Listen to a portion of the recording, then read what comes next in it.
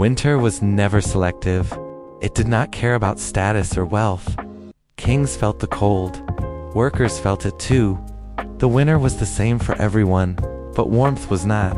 In the ancient world, warmth was not a personal choice. It was the result of structure. Where you lived, how you lived, and who you were decided how close you could get to heat. Warmth was never equal, but the cold was. In the Western world, especially in ancient Rome, the elite lived in large spaces, high ceilings, wide rooms, stone floors. To use these spaces in winter, Romans built hypocausts systems. Fire burned outside the room. Hot air flowed beneath the floor.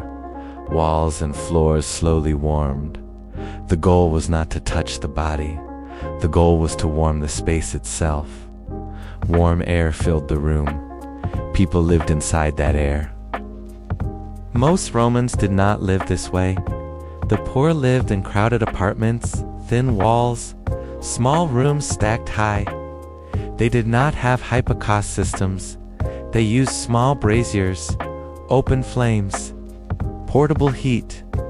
The room stayed cold, so people stayed close to the fire. The method was different, but the target was the same. Whether rich or poor, the Western world tried to warm the air. So in the West, the elite warmed air with architecture. The poor warmed air by standing near fire. Different tools, different comfort, but one idea. Warmth lived in the space, not in the body. Now we move east to the Korean peninsula. Here, life happened on the floor. People sat on it, worked on it, slept on it. So heating the air was not enough. In Korea, royal palaces used ondol systems. Fire traveled through stone channels under the floor. The stones absorbed heat. The floor itself became warm. Warmth touched the body directly. What is remarkable is this. The same system existed in common homes. Rooms were smaller, materials were cheaper, heat channels were shorter, but the principle was the same. One fire, stored heat, a warm floor for hours. In East Asia, warmth was designed for everyday life. So in the East, the elite warmed the floor, the poor warmed the floor. Different scale, different finish, but the same intention. Warmth touched the body. At this point, the difference is clear. The West tried to warm the room, the East tried to warm the person. This was not about class. It was about what each society chose to heat. Then the world changed. Coal, steam, gas. During the Industrial Revolution, heat became cheap and powerful. Fire moved into machines. Warmth traveled through pipes.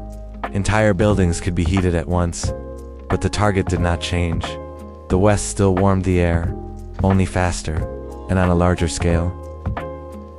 Heating slowly separated from buildings.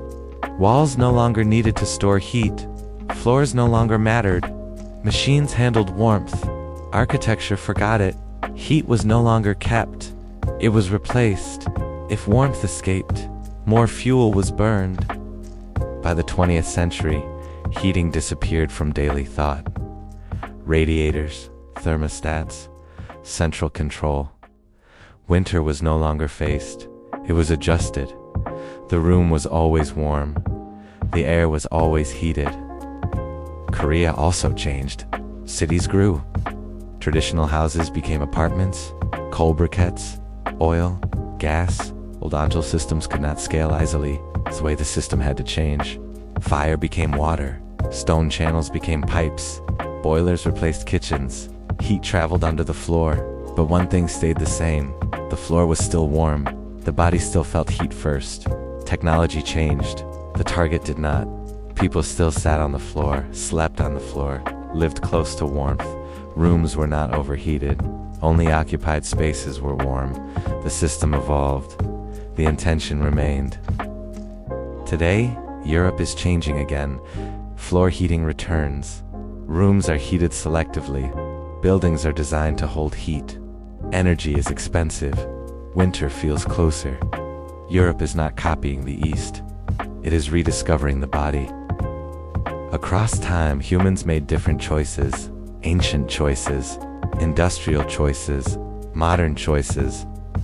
The tools changed. The fuel changed. But the real difference was always simple. What did we try to warm? The winter never changed. Humans did. And the future of warmth may depend on remembering whether we want to warm the air or the people living inside it.